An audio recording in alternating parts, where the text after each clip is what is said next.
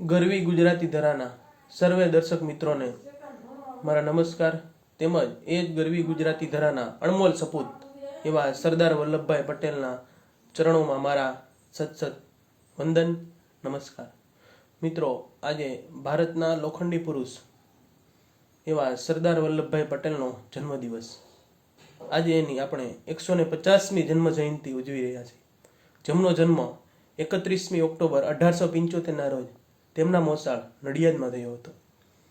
અને એવું જીવન જીવ્યું કે એવા લોખંડી વિચારો એના કે જેની વિશ્વની સૌથી મોટી સ્ટેચ્યુ ઓફ યુનિટી આપણે નર્મદા ખાતે બનાવી.